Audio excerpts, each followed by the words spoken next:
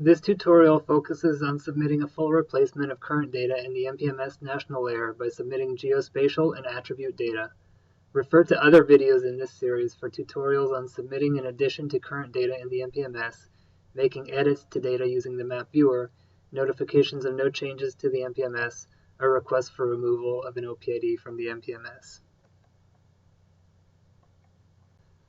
If your intent is for all existing data in the NPMS national layer for your OPID to be replaced by newly submitted data, you should follow the steps in this tutorial.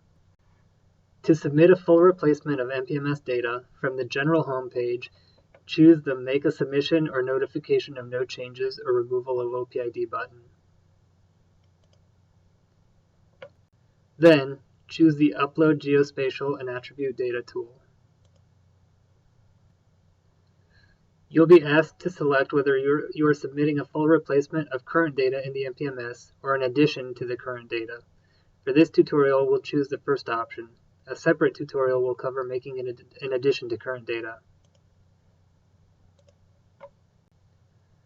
You will then be asked to choose whether your OPID operates gas transmission pipelines only, hazardous liquid lines only, or both.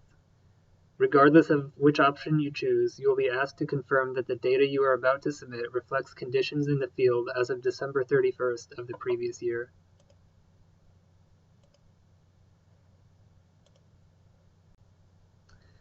Next, you will be asked to confirm that the NPMS submission you are about to make matches your PHMSA annual report.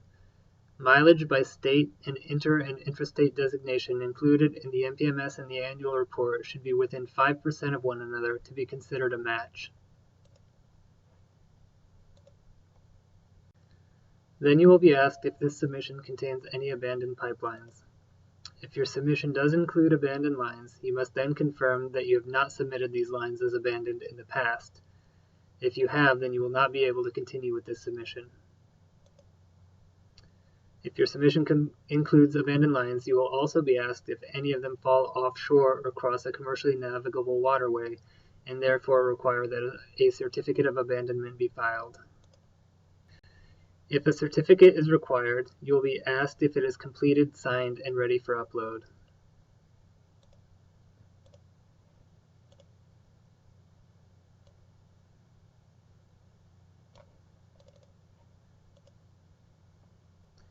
You can submit multiple certificates at one time if you need to.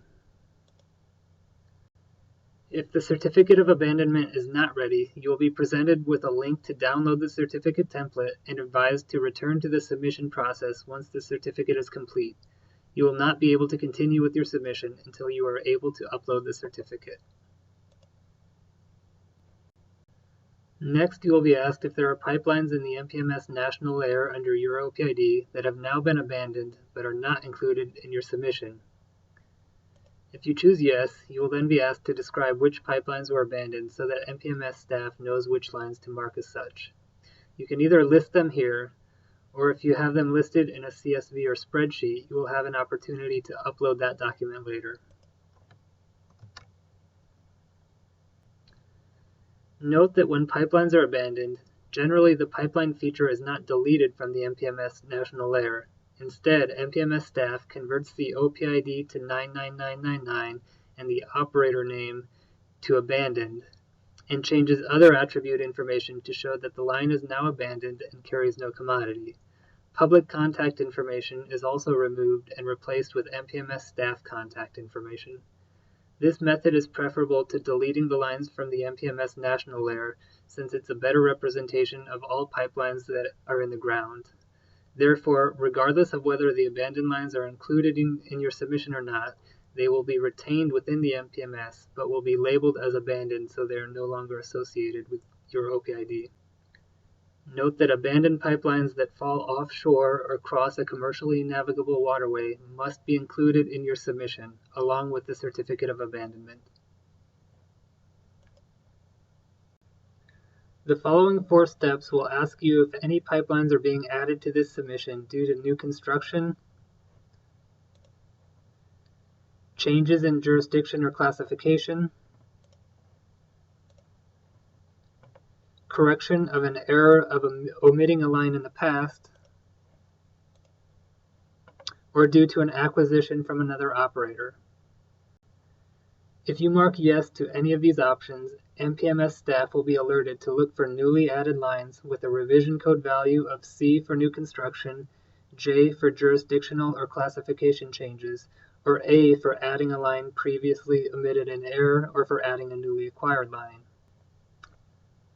If you answer yes to having acquired lines from another operator in Step 8, you will be asked to describe which lines you acquired from a different OPID and to provide information about the operator from which you acquired these lines so that we can ensure that they did not include the same lines in their submission for this year. As much information as you have is appreciated, including the OPID and/or operator name, as well as email and a phone number for a contact person for the operator.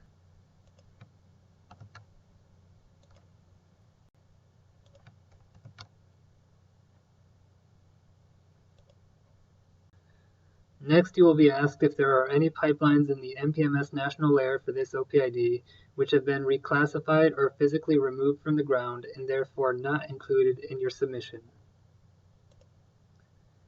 If you answer yes to this question, you will be asked to provide information about each specific removed line so that NPMS staff know which lines to remove from the national layer.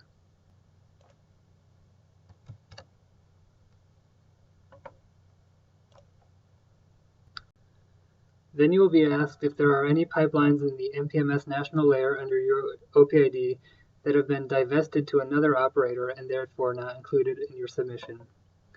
If you answer yes, you will be asked to describe which lines you divested and to provide information about the operator that acquired these lines so that we can follow up with them to determine whether they should include them with their pipeline submission to the NPMS for the given year. Again, as much information as you have is appreciated.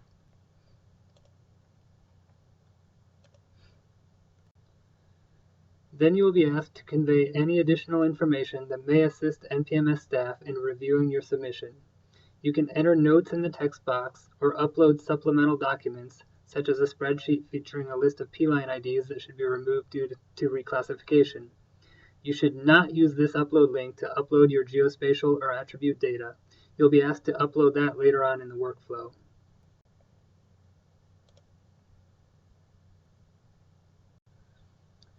You will then have the opportunity to update your operator's primary, technical, and public contact information.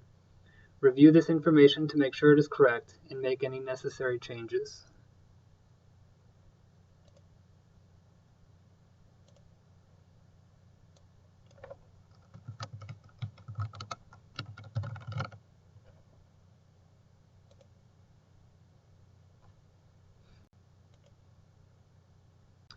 Now you will be asked to choose the format of your geospatial data. You will be asked follow-up questions depending on the format of the data you submit, such as whether attributes are included in the spatial data file or whether you are submitting a separate file with attributes.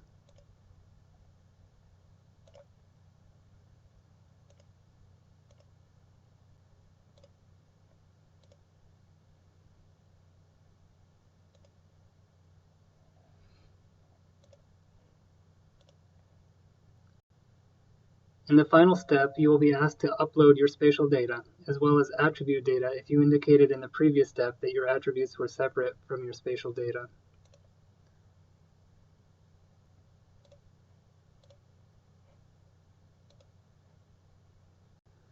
Once you have clicked Submit and confirmed that you wish to send your submission to NPMS staff, a message will appear confirming that the data files were transmitted via OSAVE. This sends your submission through an automated review where a tool examines your submission to make sure it is complete and contains no invalid values. Once this automated review is complete, an email will be sent to the primary and technical contacts, as well as the person who made the submission, with the results of the review and the operator's expected action. Refer to the OSAVE user guide for examples of the errors that may be communicated. If errors are found, you will need to correct them in your data before resubmitting them through repeating this workflow. Note that depending on the number of segments in your submission, as well as the number of submissions being received, there may be a delay between submitting your data and receiving this email. Once the automated review has been passed, an NPMS staff member will conduct further review and processing steps and request further clarifications or send an email receipt notifying contacts that the submission is progressing to the next phase of NPMS processing.